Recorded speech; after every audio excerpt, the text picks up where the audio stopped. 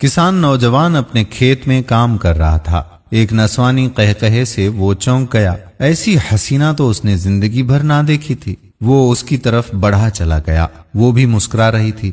میرے ساتھ گھر چلو گی؟ وہ بلا جھجک اس کے ساتھ ہو لی۔ وہ فضاؤں میں اڑنے لگا۔ چودھری کا ڈیرا آباد تھا۔ دوست احباب کے مجموعے میں نوکر چاکر خدمت کے لیے کھڑے ہوئے تھے۔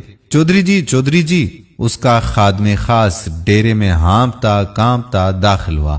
خیر تو ہے، کیا ہو گیا؟ او جی خیر کہاں، میں چوک میں کھڑا تھا۔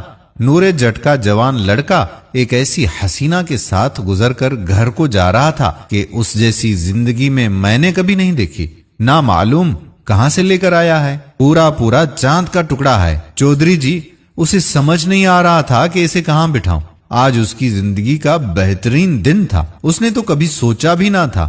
واقعی جب خدا دیتا ہے تو چھپر پھاڑ کے دیتا ہے۔ اسے کچھ شور کی آواز آ رہی تھی جو اور قریب آ گئی۔ پھر دروازہ کھٹکھٹایا جانے لگا۔ دروازہ کھلا۔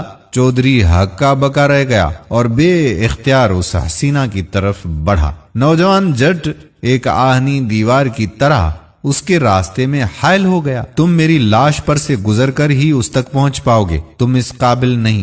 چودھری کہنے لگے، تم اس قابل نہیں، نہ یہ گھر اس کے قابل ہے، یہ میری حویلی میں رہے گی۔ نوکرانیاں، راحت، آرام، عزت اسے وہاں ملے گی۔ اس نے کہا، نہیں، یہ فیصلہ جج کی عدالت میں جائے گا۔ عدالت پورے جوبن پر تھی۔ سائل، مدعی، وکلا، اہلکار، عملہ سب موجود تھے۔ جج صاحب اپنی مسند خاص پر رونق افروز ہوئے۔ جج صاحب نے نظر اٹھائی۔ اسے اپنی نظروں پر یقین نہیں آ رہا تھا۔ اس نے عینک اتار کر صاف کی اور دوبارہ دیکھا۔ واقعی وہ حور اس کے سامنے کھڑی تھی۔ جج بولا، ارے یہ منہ اور مسور کی دال، اپنی اوقات دیکھو اور اس کا حسن، یہ تم دونوں کے لائق نہیں۔ میرے پاس مال و دولت ہے، عہدہ ہے، بنگلے ہیں، گاڑیاں ہیں، نوکر چاکر ہیں، معاشرے میں ایک حیثیت ہے، یہ میرے لائق ہے۔ چلو نکلو تم دونوں اور اس کو یہیں رہنے دو۔ وہ ہکے بکے رہ گئے۔ نہیں، ایسا نہیں ہو سکتا، چودھری چلایا۔ نوجوان بولا، ہم راضی نہیں ہیں، اب تو بادشاہ سلامت ہی ہمارے درمیان فیصلہ کریں گے۔ بادشاہ کے پاس چلو۔ جج نے سب کام وہیں چھوڑ دیے اور اب یہ تینوں اس حسینہ کو ساتھ لیے بادشاہ کے محل کی طرف بڑھنے لگے۔ دربار سجا ہوا تھا۔ وزیر، مشیر، درباری سب اپنی اپنی مسندوں پر اور بادشاہ اپنے تخت پر جلوہ افروز تھا۔ اس کے سر پر رکھے ہوئے تاج کے موتیوں سے سارا دربار جگمگا رہا تھا اور وہ خود بھی حسن کا کرشمہ تھا۔ دربان 3 اشخاص اور اس حسینہ کو لا کر بادشاہ کے سامنے پیش کرتا ہے۔ بادشاہ سلامت نے نظر اٹھائی تو دیکھتے کا دیکھتا ہی رہ گیا۔ ایسی حسینہ اور میری سلطنت میں؟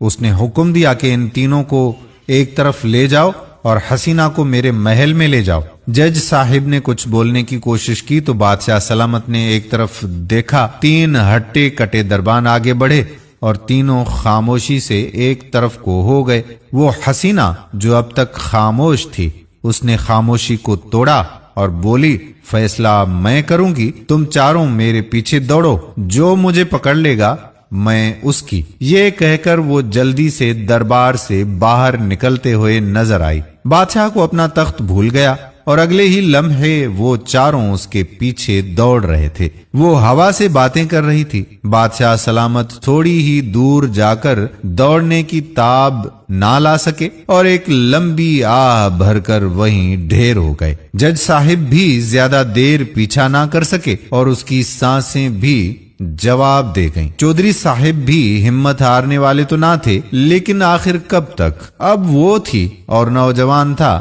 جو کہ ہر لمحے اس کے قریب سے قریب تر ہوتا جا رہا تھا۔ مگر یہ کیا، راستے کے ایک پتھر سے وہ ایسا ٹکرایا کہ منہ کے بل گرا اور اس کے منہ سے ایک دل خراش چیخ بلند ہوئی جو کہ حسینہ کے قہقہوں میں دب گئی۔ آؤ میرے عاشقو، میرے پیچھے آؤ، تم مجھے کبھی نہیں پا سکتے۔ اور واقعی اسے کوئی نہ پا سکا کہ وہ دیکھنے میں تو حسینہ تھی، حور کے حسن والی تھی، دل فریب تھی، عقل کو محو کرنے والی تھی، لیکن حقیقت میں وہ دنیا تھی اس کے پیچھے دوڑنے والوں کا یہی آخر انجام ہوتا ہے۔ اللہ تعالی ہمیں سیدھے راستے پر چلنے کی توفیق عطا فرمائے، آمین۔ امید کرتے ہیں کہ آج کی کہانی سے آپ کو کوئی نہ کوئی سبق ضرور ملا ہوگا۔ آنے والی ویڈیو تک اپنے میزبان قادر کلہوڑو کو اجازت دیجیے۔ اللہ حافظ۔